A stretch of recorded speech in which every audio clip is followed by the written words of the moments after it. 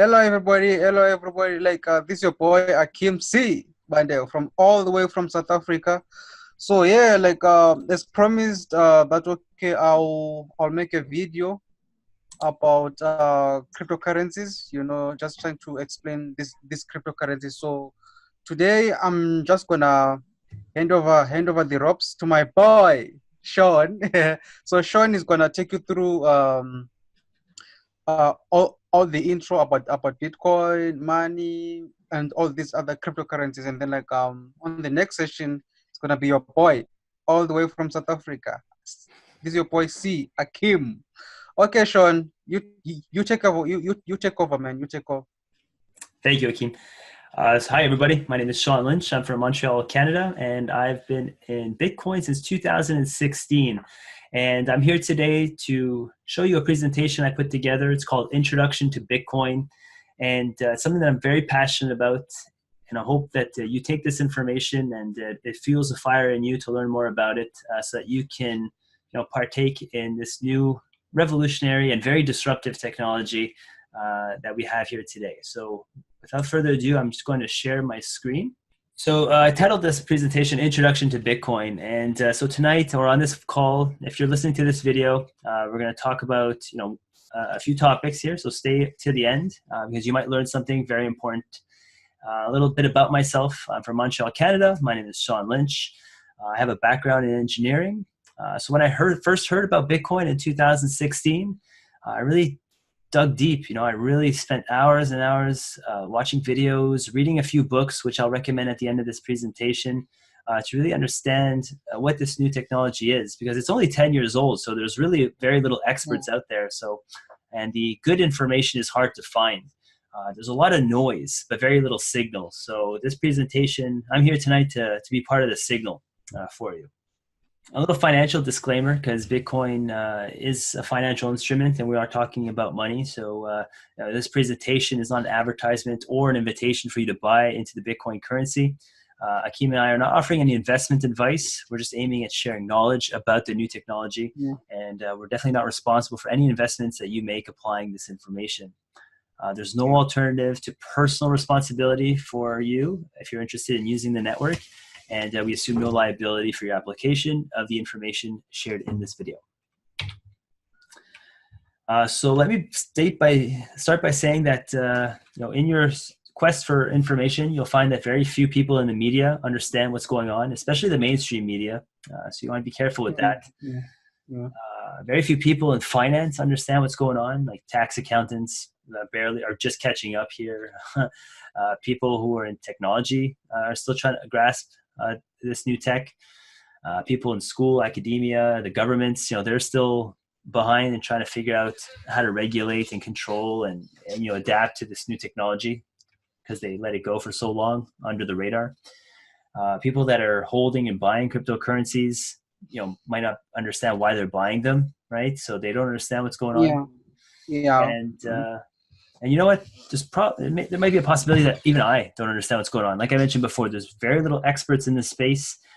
So don't take my word for everything, but just rest assured that I have done hundreds and hundreds of hours of homework, and I'm very passionate about this space. So I'm here to really shed some light on what I've learned with you. So let's find out what's going on together. So the agenda for tonight, we're going to cover modules 1 and 2. Module 1 will discuss a little bit about money, because it's important to understand what money actually is if you're going to understand, Bitcoin's value proposition. And in the second module, we'll talk about Bitcoin, that new tech here. And module 3 we'll skip for tonight because it's more of an interactive module to help you, set up a wallet and whatnot. But we'll cover that in future trainings. So what is money?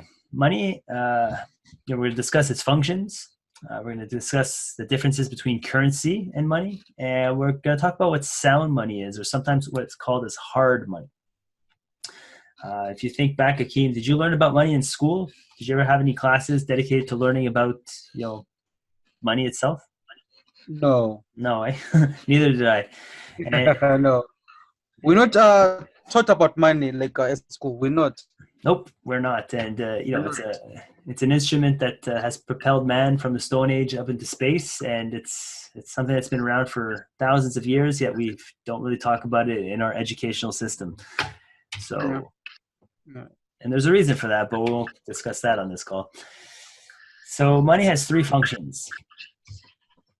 Money is a tool that humans can use to interact, store economic wealth, and transact with each other. So it's a medium of exchange, a way to exchange value with each other. It's a tool that stores value over long periods of time. So you don't have to spend your economic wealth immediately. You can store it to spend at a later date. And money is a unit of account. So the goal of having a good money is that you can price things in it, right?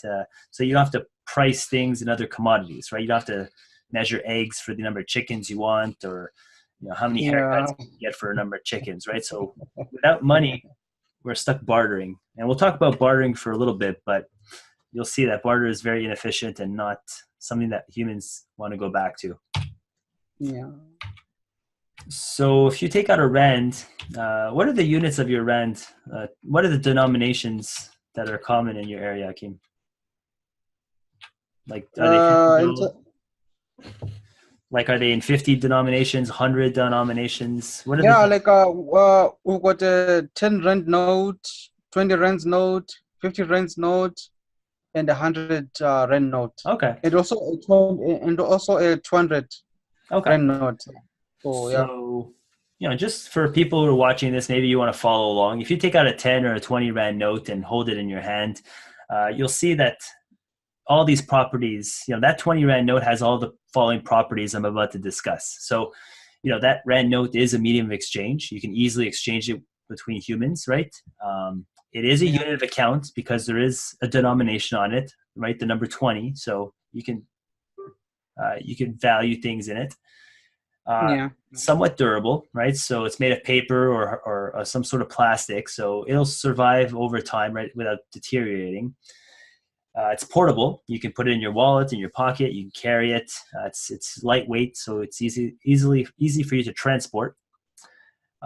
It's divisible. You can make change. So there's smaller units of that rand, and maybe you have coins around there to make change. So it's divisible, and it's fungible. So each rand note in your hand, if you have a 20 rand note and your friend has a 20 rand note, they're both worth 20 rand. If you had to devalue that rand because it was dirty or if it was torn, or if you had to call a 1-800 number to see if the serial number was blacklisted because it was used in an illicit transaction, then that would make the currency very hard to use, because if you try to blacklist a serial number, people are still going to accept it. They might not accept it for full value of 20 rand. They might accept it for 19 or 18 rand, right? A friend of a friend will accept it. And but that causes a lot of friction and a lot of problems for the economy. So for currency to be good, it's got to be fungible, and the government money that we have today is fungible. So it has all of these properties. Now, money has all the same properties as currency, but it has an extra property, and that it's scarce, right? It's a good store of value. Government money, if you start digging into the rabbit hole, like we say, you'll see that all government printed money, all fiat money has always gone to zero, right? There's no fiat currency that never really failed over the long term, because when you print a currency, you can print it pretty much to infinity, because there's no limit to how many paper notes you can put out in circulation. And in today's day and age, most of the money that we use is it's actually just a number on a ledger, right? It's a digital entry somewhere created by a central bank. So it's not scarce whatsoever. So for money to be good, it has to be a good store of value, because people who are holding the money expect to be able to spend it at a later time as well. But if it's going down in value, then it's not very good money. And I hope it's obvious. If it's not obvious, if you start looking at the purchasing power of your money over the last 10, 20 years, you'll see that with inflation, the purchasing power of your dollars keeps going down, because more of it comes into circulation. So without money, we talked about this, humans would have to barter, right? Barter means that you have to exchange goods and services with each other. But barter is extremely inefficient, because you run into problems of divisibility. right? If you have a cattle and you want to trade it for something of less value, like let's say a piece of salmon, your cattle isn't divisible, right? You can't really cut it or make it into smaller pieces. Um, and you have to find someone who has a gooder service that you need, right? If you're selling cattle and you want a haircut, maybe your hairdresser is not accepting cattle, right? They don't have use for a full cattle, so they won't accept it, right? Um, and you have to be at the same location as them at the same time, so that's extremely inefficient, especially in today's day and age where we're all connected because of the internet. We can transact with pretty much anyone any time across the planet. So almost most goods and most goods have a shelf life, right, before they perish. So like, for example, apples. Apples over the long term, if you stored wealth in apples, you'd find that you'd lose your wealth really fast because you'd wake up one day with all your apples spoiled, and there goes your wealth. So sound money, any commodity that can be used as money if it's held as a store of value and used in exchange. But rising monetary demand will raise the price of the money. Rising price will incentivize more production of that money. That excess production will end up bringing the price down, therefore not a suitable store of value. So only commodities that are hard to produce can succeed as money in the long run. And I'll give you two examples of commodities to really tie all that together. Copper. If you go to Google right now or do a search for the price of copper, it's roughly $3 per pound for its industrial demand in industry, right? For like wiring and whatnot. So if we decide, let's say tomorrow or in a month, if humans were to decide, let's use copper coins as a means of exchange, as money. Well, the price of copper would have to start going up because the demand for copper would increase to meet that new monetary demand, which did not exist yesterday. So as people go out and collect copper to use as money, that's an increase in demand. And we all know that supply and demand, if the demand goes up and the supply is relatively stable, then the price of that commodity has to go up. So that's what would happen if we announced that we'd use copper as money. Now, copper suppliers would see that the price of copper is going up. So now they're incentivized to produce more of it. So they'd have their workers or hire more staff to start pulling up more copper out of the earth. And this is true for pretty much any natural resource on the planet. There's no finite resource on the planet. The only finite resource on this planet is human time. And humans can dedicate as much time as they want to extract a resource. And so according to the statistics I found, there's a vast amount of copper in the Earth's crust, 10 to the 14 tons in the top kilometer of the Earth's crust, which would take about 5 million years at today's extraction rates to excavate.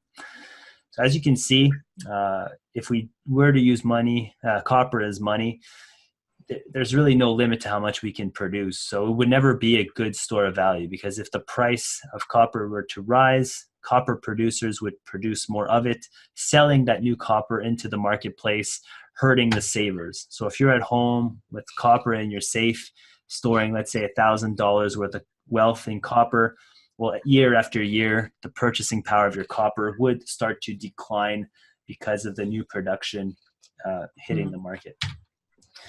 And so gold really is the exception to the rule. It's one of those resources that makes it a good sound money because it's unforgeable, right? You can't create gold through alchemy or by combining other elements together. It's durable, right? Gold is pretty much indestructible. You can't tarnish it. It doesn't rust. You can't burn it down. You can melt it and then reforge it.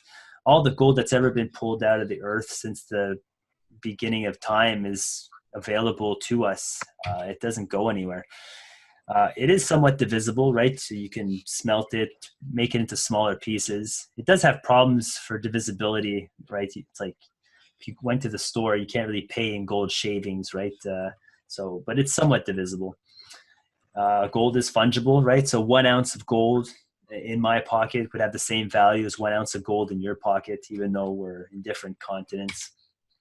And gold is scarce.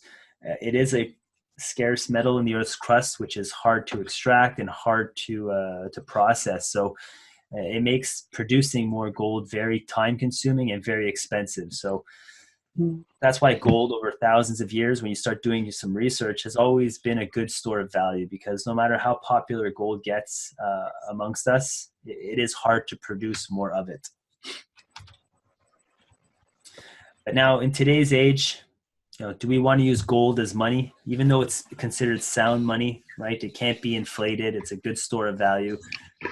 We live in an age of telecommunications now.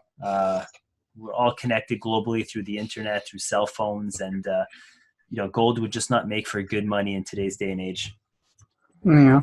because it's difficult to transport, right? It's very heavy, right? Its density is fixed, so it's hard to transport, and it's very expensive to send, right? If you want to send gold to someone across the ocean, well, it requires a lot of security, so it's very expensive. Yeah. It's quite expensive, eh? It's quite expensive. And it's expensive to secure, right? If you're holding a lot of gold in your house, you got to pay for security and stuff. So Security, transport, alarms, yeah. So that's what makes for good money. Okay, so when you're looking at the properties of money, because we can use any commodity as money pretty much. And over time, you have seen, when you start looking at history, you'll notice that humans use different commodities for money all the time, right? People in the mountains use seashells as money. People down by the beach used silica and certain minerals as money. People in prisons, they use cigarettes. Yeah, cigarettes. Yeah. Right. So whatever is scarce, right? It's got to be a commodity that's hard to produce, that is scarce, which will be used, that can be used as money. But then eventually, what's happened when you start looking at the past, like why did salt and rocks and seashells, why did seashells stop being used as money? It's because as technology progresses, as humans create more tools and become more efficient, bigger boats, now they can go out into the sea and get more shells, right? So something was once scarce, but then something happened to make it not scarce anymore. It's because so like the supply increased. Exactly, the supply increased for whatever reason. So gold is so that's why it's really hard to find a good commodity money. And we've been using government printed fiat money for since I was born, so that's what I'm used to. But no fiat money can really last forever. That's that's true. So we'll get back here to the presentation. Okay. So when gold was used as money, because it's hard to transport, because it's heavy, this is pretty much what gold-backed money used to look like back in 1934. If you looked at a Federal Reserve note back in the 1930s, this note was basically just like an IOU. It was like a receipt. If you bring your shirt to the dry cleaners, they give you a receipt. It's like an IOU for your shirt, right? There's no value in that IOU. It's the shirt that has value, which is being held by the dry cleaners. So same thing here for gold. So treasuries would hold on to the gold for you and give you a promissory note saying, hey, this note is worth a certain amount of ounces of gold.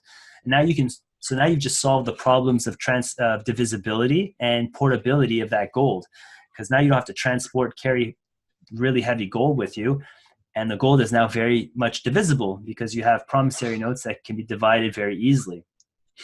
So this is still sound money, right? It's still gold being represented by paper, but the problem with the system is it's a centralized one, and whoever holds the gold is now they have all the power, right? They must be trusted to not print more promissory notes than they do have gold, and over time, those who have power, it gets corrupted, and eventually there's no more gold reserves, and the system cannot last forever either, because That's true.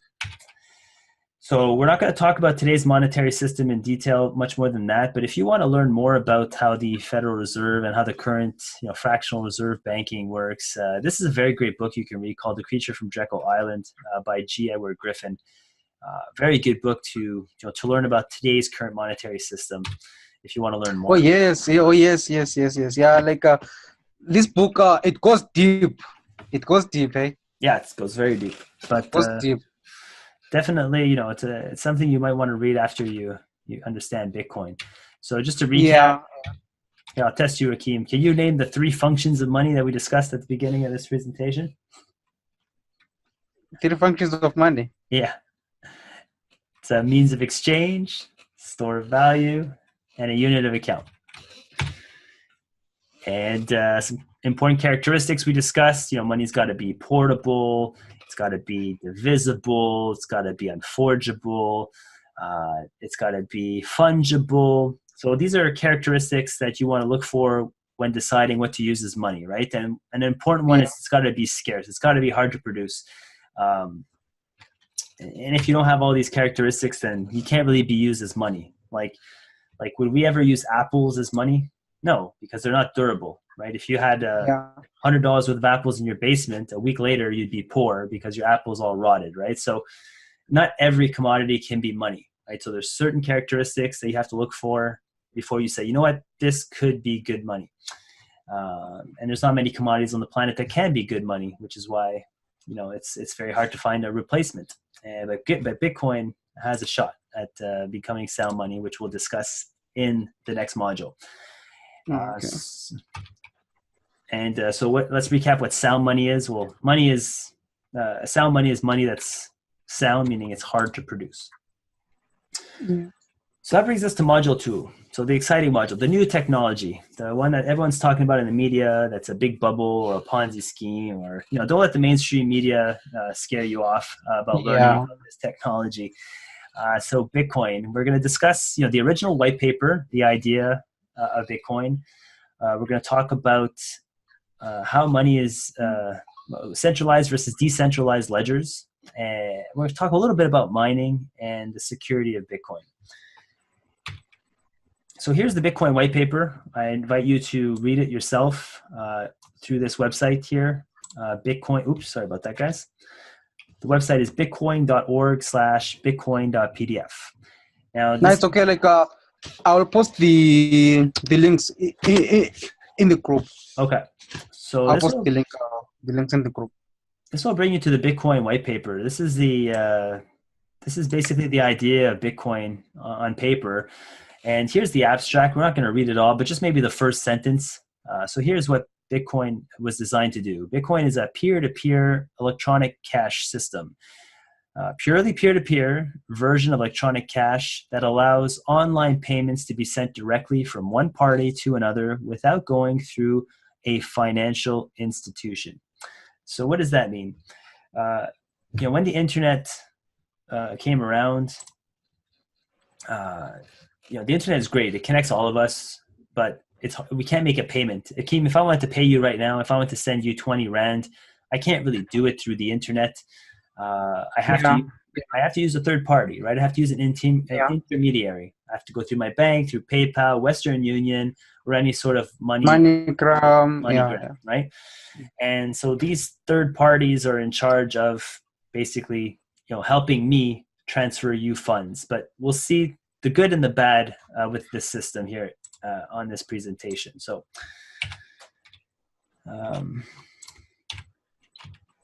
The white paper talks about a peer-to-peer network. So what is a peer-to-peer network? I got 2 examples on this presentation. Perhaps some of you might remember the peer-to-peer network called Napster and the one called BitTorrent. So if you're not familiar, you might want to just do a quick Google search. Napster is a program that was developed to help facilitate file sharing, specifically MP3s, music back in the 90s. So if you downloaded Napster, you could download free music, but the music was coming from a centralized service, right? It was, if you take a look at this image here, this is a centralized way to transfer data. You've got a central computer, right, or a bunch of computers that are holding some data. So for example, some songs. And then you've got people all around the world with their laptops connected to the internet. They download Napster, and now they're able to download that song directly from the source. But this is a centralized source. So with enough complaining, the governments can then intervene and shut this down. So that's what happened with Napster. It was actually Metallica who complained about their music being downloaded too much for free. So the government had to intervene. they found the owner and the location of Napster, and they shut down the servers, and that was the end of Napster. So after that, in 2004, BitTorrent was released. So different software, still file sharing software, a way for you to share files with people on the internet, but it's done in a decentralized manner, meaning that if you look at all these computers in the world, if they all have BitTorrent installed, which is just a program, right, software installed on the computer, they can now share the files amongst each other. So if we're downloading a Metallica song, for example, and each of these computers has it, well, sorry, let's say this computer doesn't have Metallica. Well, he can now go download bits and pieces of Metallica from all of the computers that have Metallica on their system. And if one computer goes offline, whether it's they went to sleep or a government took this computer out of the equation, there's still hundreds of other computers running the software. And it's like a Hydra. If you've ever seen that mythical Hydra creature that has all those heads, if you cut one off, Yeah. two more spawn. Yeah. So you really can't shut down a decentralized network like BitTorrent, which is why it's still running today. It's been around since 2004. Now, it's not as popular, I don't think, because of YouTube. I mean, most video and music now can be found on YouTube and downloaded, so most people will. But it's still around. It's still a service that still has not been shut down. So that's the important thing to understand, that it's a decentralized system. So Bitcoin is resistant to being shut down, which is very important, because when you do more research, you'll find out that Bitcoin isn't the first attempt at creating a digital sound money. There's a company called eGold that was launched. So basically using gold as a commodity, which is a sound money like we discussed, but then representing it digitally so that it can be transacted online. But that got shut down when it got so big enough to compete. So it's when you start competing with money, governments and central authorities will shut you down if they can. But Bitcoin cannot be shut down. So it's got no central point of attack. Exactly. So centralized ledgers is what we use today. So a ledger, if you're not familiar with the word, it's just it's a way for you to keep track, right? It's an accounting ledger, a way to keep track of people's balances. And today's traditional monetary system revolves around central authorities keeping track of your ledger. So if you think of every financial institution you've ever dealt with, whether it's a bank or PayPal or MoneyGram, they're basically keeping track of your balances on their system. Or credit card companies like Visa or MasterCard. They're doing a great job with this responsibility, but with that responsibility comes tremendous power. They have the power to refuse to take certain transactions. They have the power to refuse to actually give you an account. They have the power to demand you to identify yourself. They have the power to do a credit check on you, and they can charge you fees. Now, that's a lot different than doing a peer-to-peer transaction using Rand, right? If two people want to transact with each other, I don't care who you are. I don't care if you're what your credit worthiness is, or I don't need to know your identity. If we want to transact together and you give me 20 Rand, I can accept your Rand without asking who you are or do a credit check on you. And so that's the problem with today's day and age. Most people now only pay with credit card, right? Cash is barely used anymore. And and that gives the power to these corporations to decline certain transactions, charge fees, and there's a lot of fraud that happens with credit cards. So you might not think of this. Most people don't think about this, but all the fraud that happens with people losing their credit card numbers. You might think that, hey, if I get frauded on my credit card, it's okay. I'm not responsible. They're going to reverse that transaction. True, fair enough. You're not going to pay for it, but you are paying for it day to day through goods and services, because the Visa and MasterCard company, you better bet that they charge the merchants that use Visa fees, right? And those fees take into account money to cover fraud. So, and do you think the merchants are going to pay out of their pocket? No, they're going to charge you in service. So you might think that you're not paying for the fraud, but you are. You are. So those are the goods and bads of using a centralized ledger. I mean, it's good, but it has its downfall. And And with the way things are going, even before Bitcoin, if Bitcoin wasn't even around today, you can really see the trend that money is slowly going out of circulation. If you look at India, they've pulled out their biggest notes recently. Money in the paper form is being slowly removed from our society so that it's all Yeah. digital ledgers. And when we get to that point, if we're using a digital ledger of accounting that's run by a government or a central authority, then that is a pretty scary future to think about, because then all of your transactions will be tracked, traced. So there goes your privacy. There goes Yeah. maximum taxation, and if you go out of line somehow, or if you have if you have particular political views and such, then your bank account can just be shut off because it's just ones and zeros on a screen. So it's Yeah, it's that's true. definitely scary, guys. So that's why Bitcoin is an alternative. It's competition. It's outside of the traditional banking system, and it allows people to have control of their own money because it cannot be shut down. So that's very important to understand too. Yeah, yeah, that's true. Just to add on that, if you can Google in Beijing, they're no longer using money anymore. They're not, eh? In Beijing. Yeah, No. no, they're no longer using paper money anymore. It's hard for you to go to a street vendor or something, or buy to buy something you using your paper. I mean, your fiat currency. Right. Yeah, it really is. I mean, Bitcoin or not, that's where we were heading. So it's good that Bitcoin's Yeah, here because it's going to offer yeah, yeah, competition to that. yeah. So the technology is being adapted. Yeah.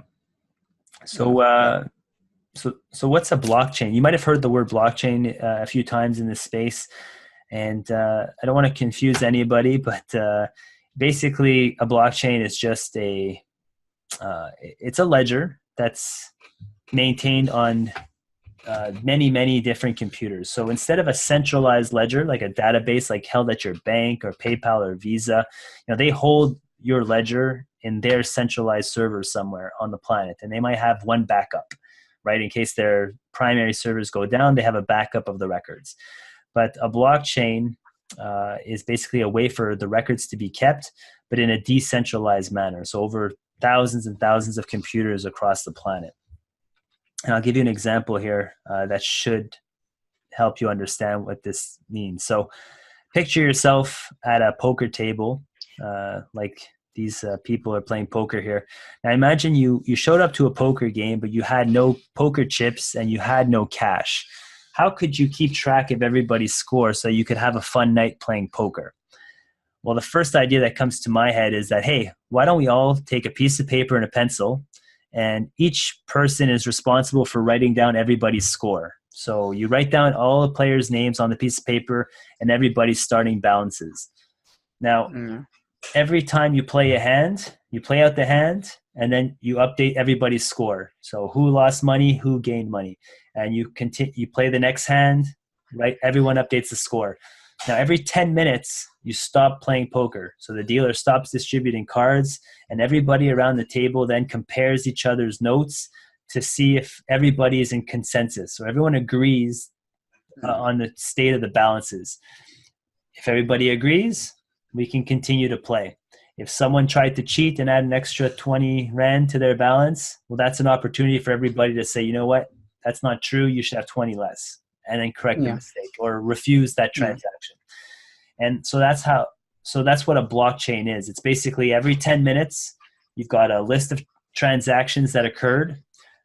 The network or the people at the poker table come to consensus that that is the state of the ledger at that time, and then you continue to play. So you've got a page, you've got a bunch of transactions, and then you add it to the previous page or a chain. So that's where the word blockchain comes from. It's yeah, basically a chain of blocks or a chain of transactions in that case.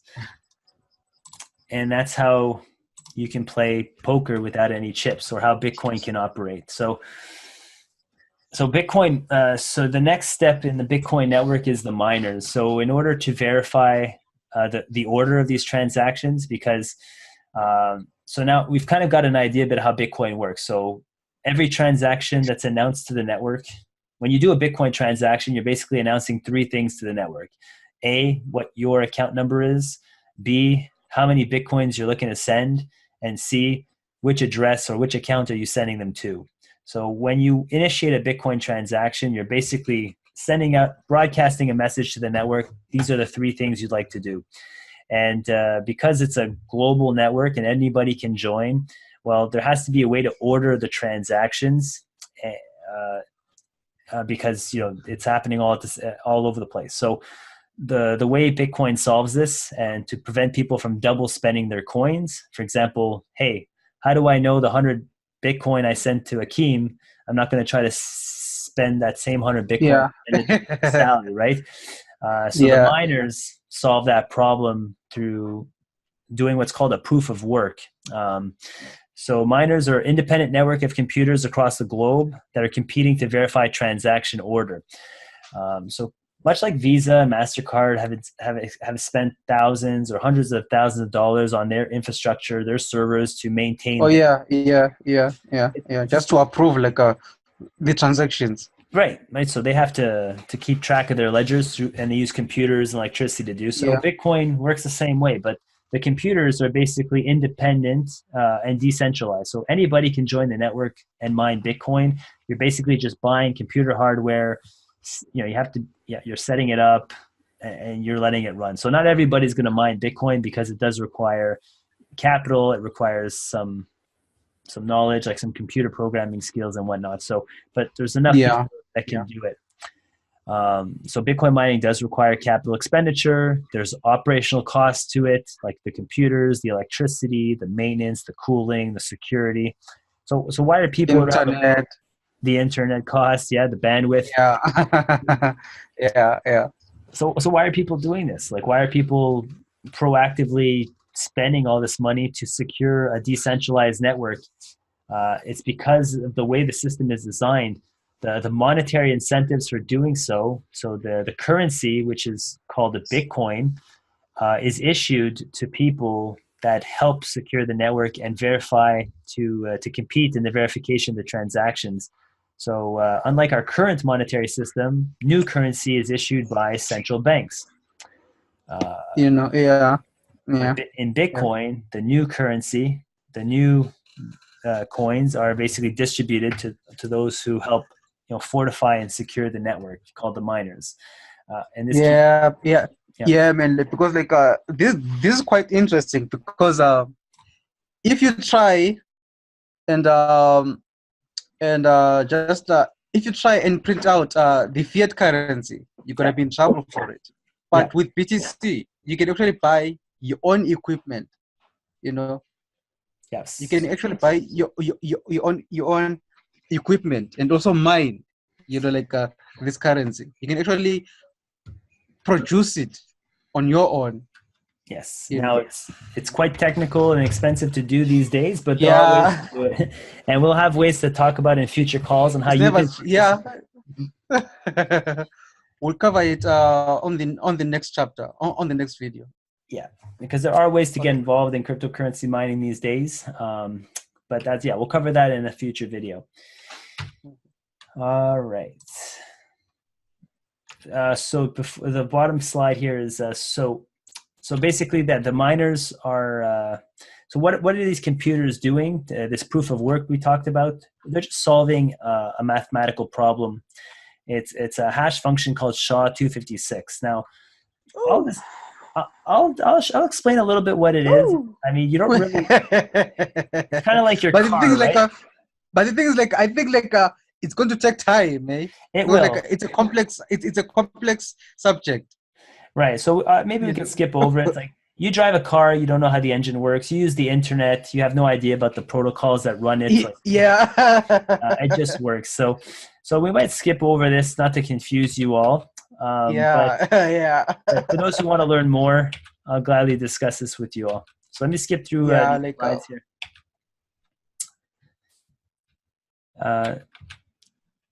We'll just we won't go through the technical stuff now. So how secure is Bitcoin? How secure is the network? Well, Bitcoin operates in a positive feedback loop, right? So what do I mean by that? Bitcoin today has a current price. It's roughly 3,900 US dollars today as we're doing this video on March 9, 2019. So people are actually demanding Bitcoin, or there's a demand for Bitcoin. And because of that demand and people starting to use the currency, the price is going to over time start to rise. And why is it going to start to rise? Because there's a limited amount. We'll cover that in the next slide, because that's the important thing. Now, as the price rises of the cryptocurrency, that's going to increase the profitability of those producing the currency, right? So we talked about this in the beginning about copper and gold. I mean, any commodity that we choose as money, if that commodity is used as money, it's going to go up in value slowly because more and more people are going to use it. So that increases the profitability to mine it. So because it's profitable to create, that incentivizes more people across the world to learn about the mining process, to buy equipment, set it up, and contribute to the network security. And because more people are adding those computers to the network, the security of the network increases, making it immutable and cannot be taken down because it's so decentralized. And because it's a secure network, that'll increase its demand as a store of value because people will have confidence and faith that it can't be shut down. And so this is what's called a positive feedback loop. The demand for the store of value will increase the price. The price increase will incentivize miners to secure the network, and the network will become more secure. And it just continues in a loop. So Bitcoin, does it meet the criteria of sound money? So we talked about earlier, we can choose any commodity. Sound money, yeah. Qualities of sound money, yeah. All right, so if Bitcoin is chosen as store value by people, its value will go up because it's not possible to produce an infinite supply. So we skipped over the technicals, but one technicality of Bitcoin is that it's a global ledger, but there's only 21 million units that can be used for people to send, between each other. Now, those 21 million units are divisible. So a Bitcoin is divisible into 100 million pieces. So I don't even know how big that number is, but if someone wants to do 21 million times 100 million, that is an extremely large number.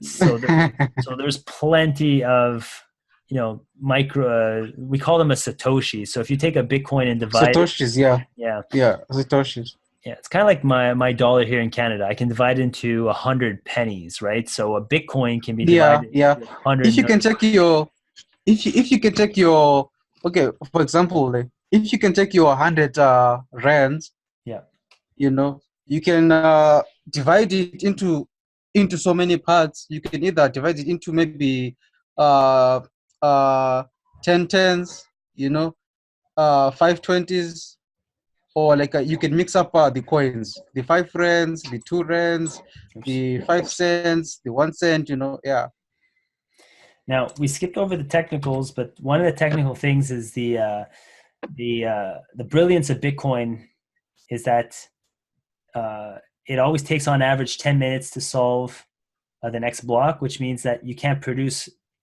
increase the rate of production of Bitcoin. So what do I mean by that?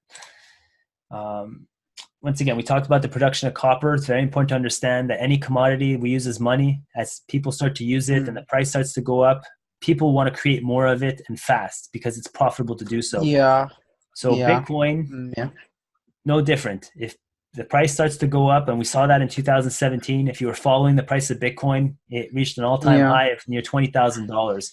So when there's a lot of hype around the price, people are incentivized to produce it. So people are scrambling to, how can I produce more Bitcoin? Well, Bitcoin is produced by helping secure the network.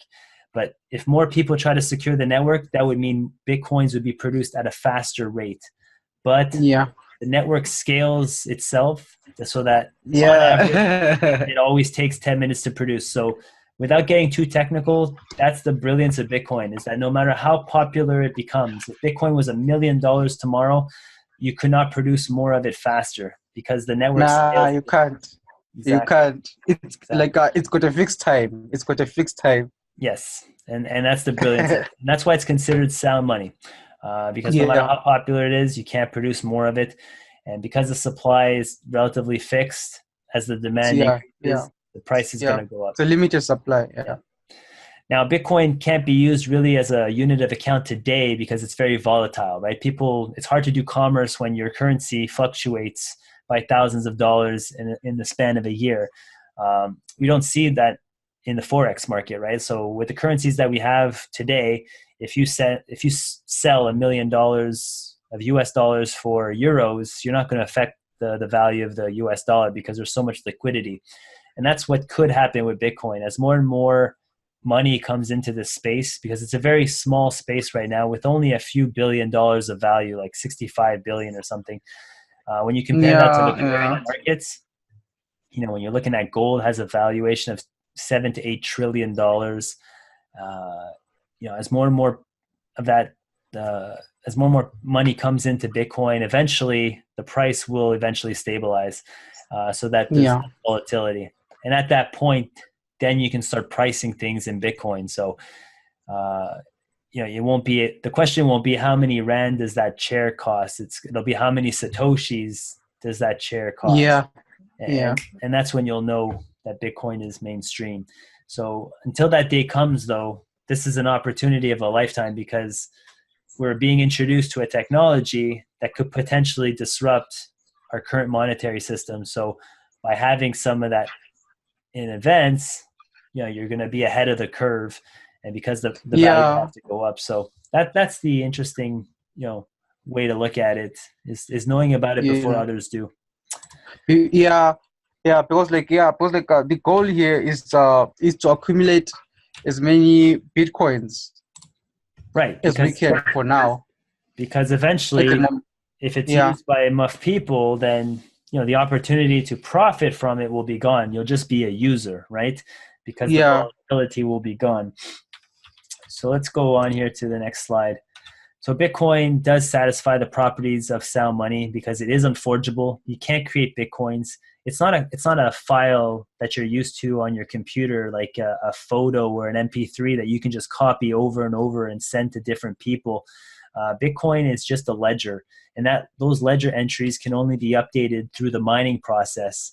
And that mining process, which we didn't really discuss in big detail, it costs a lot of money, a lot of computer power, a lot of electricity. So you can't create Bitcoins out of thin air. There has to be resources expended to create them. Bitcoins are extremely portable, right? They're digital. They don't even have physical forms, so they're extremely Yeah. portable. Yes, they're divisible. One Bitcoin is divisible into 100 million units, called a Satoshi. So there's plenty of Satoshi. divisibility. Bitcoin is digital, so it's extremely durable. It doesn't rot, rust, tear, get dirty, or break. And Bitcoins are fungible, right? So they're somewhat fungible. There are some little bit of issues there because we won't get into too much detail. But a Bitcoin in my pocket would have the same values of Bitcoin in yours, and they're scarce, right? They're hard to produce. They have a fixed supply with a fixed inflation rate, and they have a finite amount. So there's no other commodity on this planet that has a finite amount. So this is actually, if we do use Bitcoin as a means of exchange in the next coming years or in the future, this will be the first time in the human history that there's a commodity with a finite amount.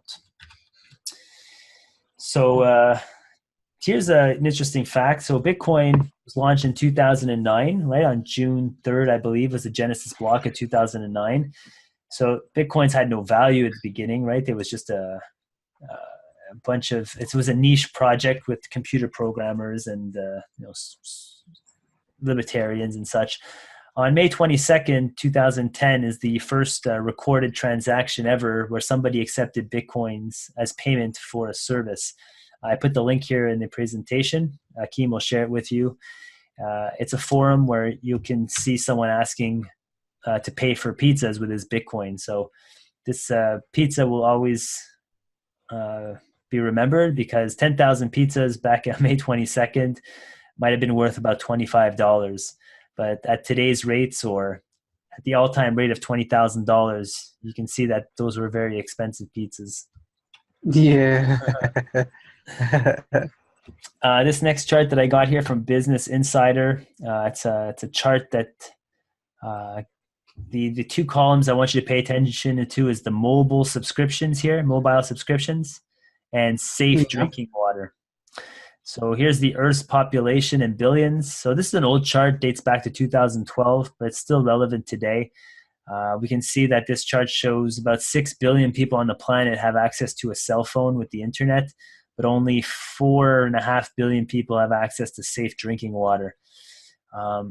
So this is really important to know, because there are billions of people on the planet that do not have traditional access to traditional financial markets like banks or stock market, things like that.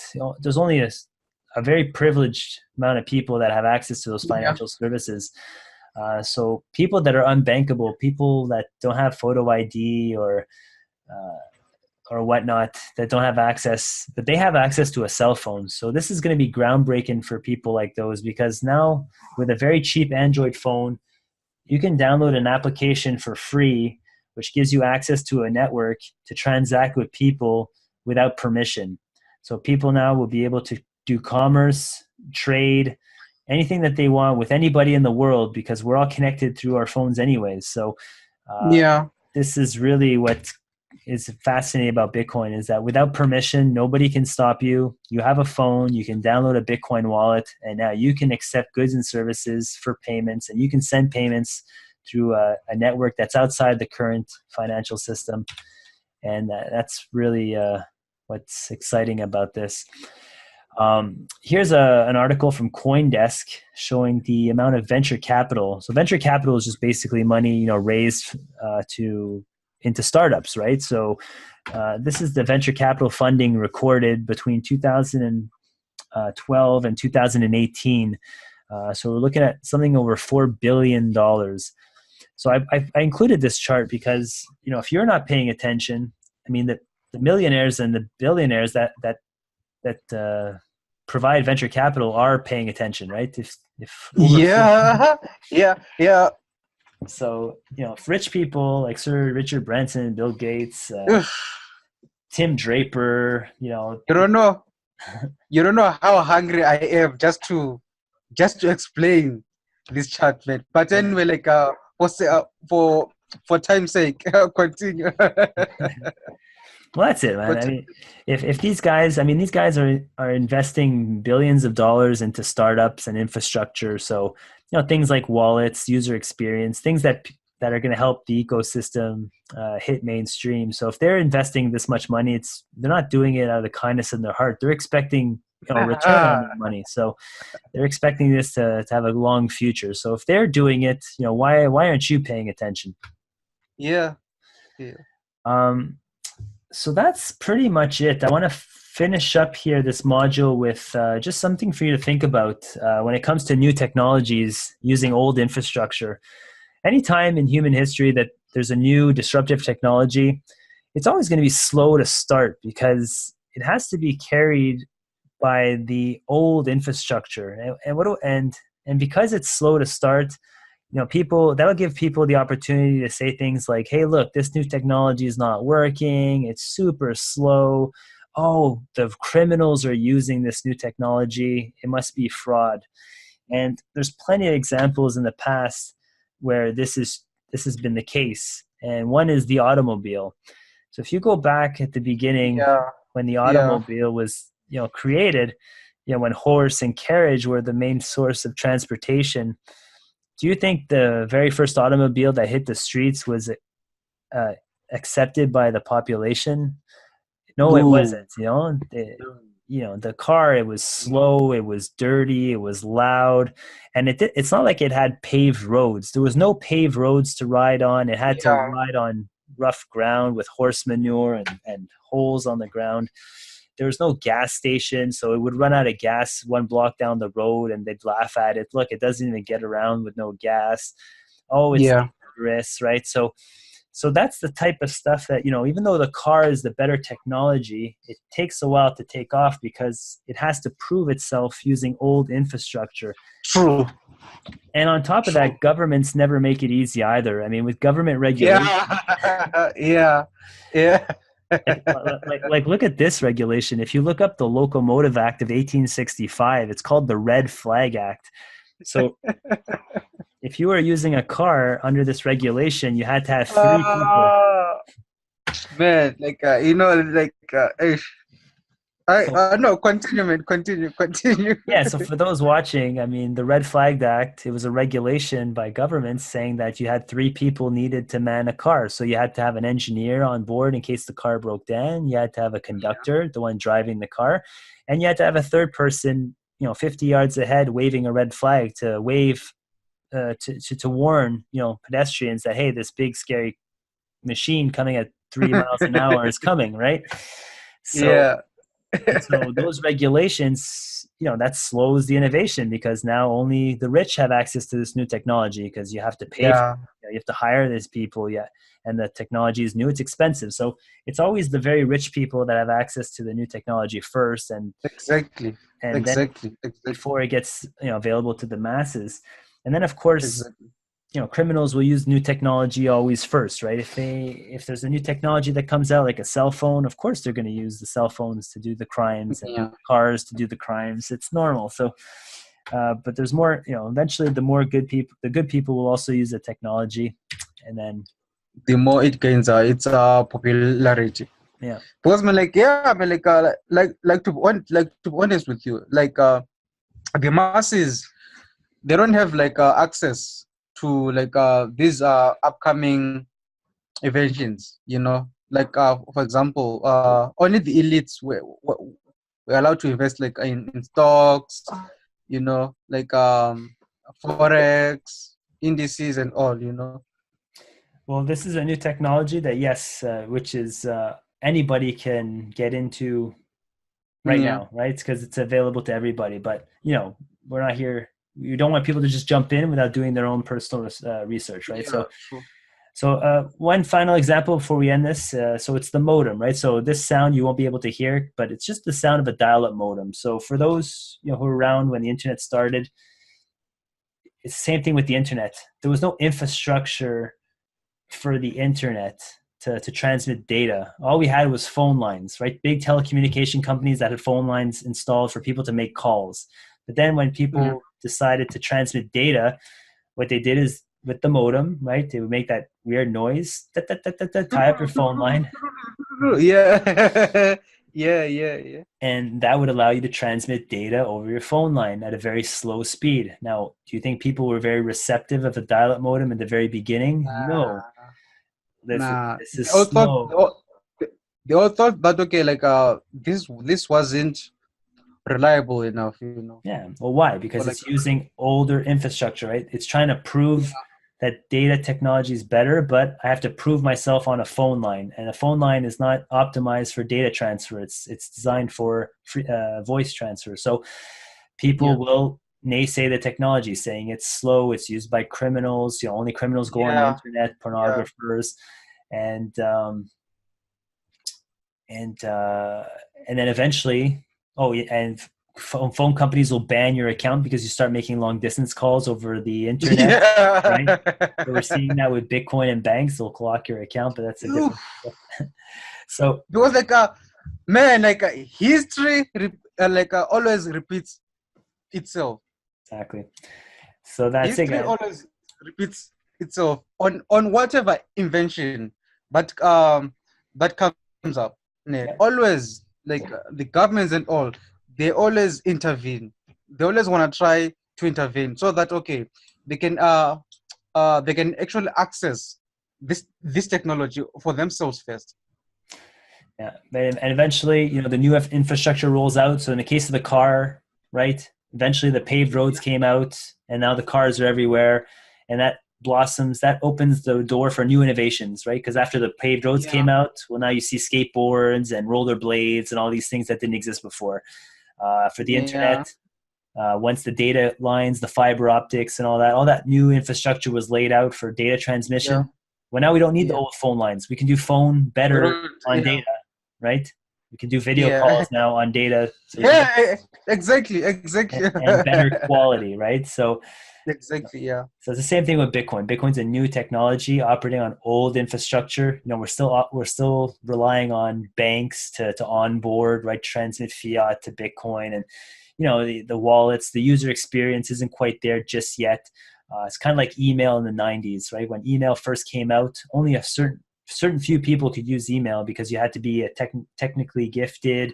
Not a lot of Yeah, people were but like, using it. yeah, but like, because like the funny thing is like, when I like when I was growing up, I used to think that okay, fine. If you had an email, you used to be like this, sophisticated person, this rich guy, because like we were not quite exposed to the technology. Yeah. And it was hard to use. Right? Yeah, yeah. It wasn't as easy as today. Like my grandmother can send email now on an iPad just by swiping left, right? Just Yeah, swiping the they, button. So, yeah, so, yeah, so it's the yeah, same thing with Bitcoin. If people think it's hard to use today, well, yes, it will require some personal responsibility to learn how to use the yeah, technology because it's still in its early stages, kind of like email in the 90s.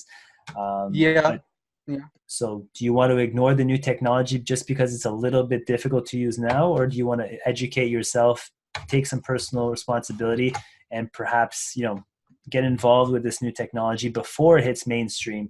Because most Yeah, because like technology, yeah, yeah, most are adopted in an S curve, right?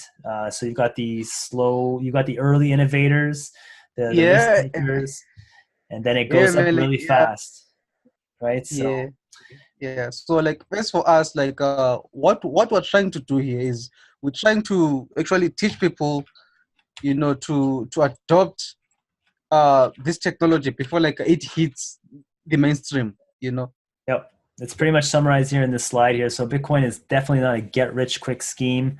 It's Yeah, yeah, it's an investment, long-term investment. Yeah, we don't know how many years it's going to take. I mean, the internet, Yeah, when it was introduced in the late 80s, early 90s, it took a while to really become mainstream because the infrastructure wasn't there, right? We had to build out the yeah, infrastructure. But we're all connected now. The internet's there. We're all connected, and Bitcoin, because it's an open source software that anybody can work on, without permission. And because we're already connected with the internet, I think the innovation and stuff is going to happen really fast. So yeah. It is. It is. It yeah. is. So It yeah. is. So Bitcoin's a new technology. It's got radical, disruptive implications for the world at large. It creates, for the first time in human history, the possibility for the free flow of money to anyone, anywhere, at any time, without any restrictions, controls, or a central authority. So that's pretty You much it know. for my presentation, Akim. I Yeah, man. I do want to share my additional resources with the people watching this video today. So let me just get to that Okay. slide. So if you want to learn more on your own time, here's some fantastic books you can get on Audible or on Amazon. This book here is called The Bitcoin Standard, written by Saifedean Ammous. It's a fantastic book. Really goes deep into what money is Yeah. and Yeah. Bitcoin's value proposition is sound money. And Andreas Antonopoulos is also an excellent speaker on Bitcoin. He's got a YouTube channel, so if you have a few hours to spend to learn more, I definitely suggest you subscribe to his YouTube channel and Yeah. And just watch his learn videos. more. Yeah. Yeah. And he's got two books as well called The Internet of Money, Volume 1 and 2. So those are some excellent resources for additional information. And so that's where we're going to cut it for the introduction to Bitcoin. And let me know if you want to talk about anything else. Thank you for those who are listening. If you have any questions, reach out to Akim or myself, and we'll be more than happy to address your questions. And we'll see you in the next video. Okay, man. Cheers and Cheers. thank you, everybody. Thank you. Thank you.